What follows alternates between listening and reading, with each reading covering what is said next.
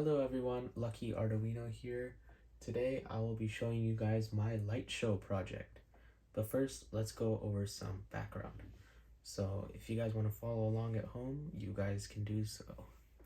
Alright, so what we have here is our Arduino and our breadboard. We also have an LED, a resistor, 330 ohms, and 2 wires. Alright, so first we have a bunch of ports here. The first port we're going to go to is 5 volts, which is right there. Sorry for it being a little blurry. 5 volts right there. And let's connect it right here. Now remember, all of these rails are connected vertically, right? So anything that I put in the same vertical row will be connected. And so this 5 volts will be going through a resistor, right? And so this resistor limits that voltage from an LED so that it doesn't explode. Let's just attach it real quick. There, as you can see, it's in the same rail and it goes over to a different part. Now, whatever rail this section of the resistor goes to will be connected to the LED. And that always has to be the long side of the LED. So let's connect the long side to the resistor. And for right now, the short side goes to nothing. And then let's take another wire and connect the short side again by the rail. So the rail has to connect. And now that the rail connects, we can connect this other side to GND. And as you can see, our LED has lit up. And this is because we completed our circuit. So even without writing any code at all, I have created an LED because my Arduino is connected to my laptop, which is supplying 5 volts to the LED, and then it comes back and it completes the circuit. It does it over and over and over. All right, here is my light show project. Now I know it's a little bit, looks a little bit cluttered, but let me explain. So first you can see each of the wires are color coded to their color. So green wire is green, white for white, yellow for yellow, so on. And this is to color code to make sure it is as clear as possible. And so first we have our colored wires, which are attached all on this rail here. These are all digital numbered ports. I started from port 2, port 3, port 4, port 5, and port 6. All right. And using this, we can control when they turn on and when they turn off. And so here, all of the circuits end on a ground rail, the negative rail, right? And so this negative rail is connected across the breadboard. If you want more information on that, go check out my introductory video where I explain all of these parts and how they work. All right, and so our next wire is the ground wire, which is the GND, and it goes to the negative rail, and it provides a ground to every single circuit that I've connected right here. All right, and then for all of these, I used 330 ohm resistors and LEDs right there. And so let me just plug it in and show you guys how it works. So I created a story out of this where you're doing a light show and you have to prepare for it, right? So you connect it. Ooh, all the LEDs are working. And then you test the delays. Perfect, they work. Yes, it's working. Ooh, oh no, it died.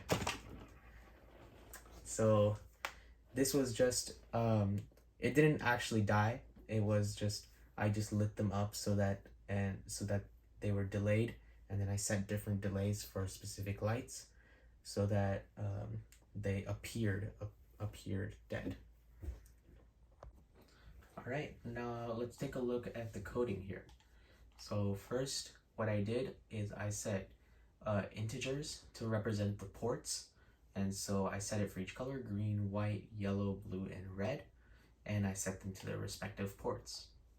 Then I went to the void setup, which is where I program what type of port is actually going in or out, right? So All of these are outputs since all of them need to supply voltage to the LEDs.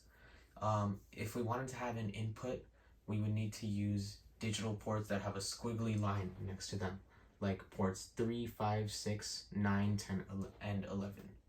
And this would allow us to have input plus one of the A ports on the other side of the Arduino.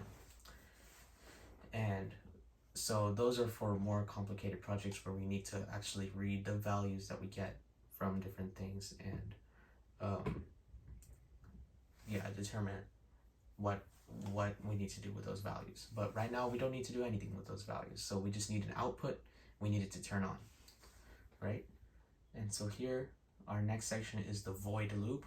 This is where all the actual programming went in, right? So here you have a command digital write green high, and so what this does is it turns the green LED high, or rather it turns the green port high, right? So it sets the port 2, which is the green port, up to 5 volts, which is high, right? And then this next command is delay, right? So and it's done in milliseconds, so it delays 500 milliseconds, and then it turns on the next LED, which is white, and then it delays another 500 seconds and it goes to yellow. This was the progression, right? It went green, white, yellow, blue, red at the very start, and then all of them turned off. Now you need to make sure, especially when you're starting to make this code, if you want to test it out before you actually finish all of this writing, that you need to turn them off, otherwise it will create an infinite loop and you'll have to disconnect your circuit to stop it. But yeah, because what this command void loop does is it actually loops through this over and over and over, right? So if you didn't disconnect it, if you didn't say all of these are high, then they're low, it'll loop high, and then you forgot to turn them low, right? So then it'll go back to high and nothing will happen. So that's an infinite loop. All right, once I turn them all low, I did a red, blue, yellow, white, green. So this is reverse order, and I set different time delays in between.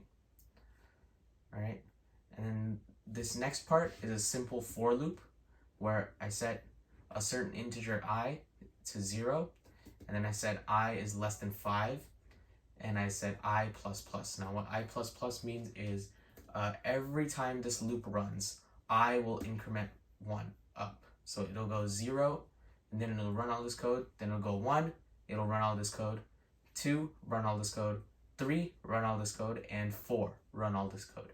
Once it reaches 5, it doesn't fulfill the loop, so it breaks out of it, right? And so what I've done here is I set all of them low, delayed 500, set all of them high, delayed 500. And what this does, it happens 5 different times, right? So that's the flashing that you saw in the video. It went boom, boom, boom, boom, boom. All right. And then once it breaks out of this loop, I did where the circuit is kind of breaking apart at the end, right?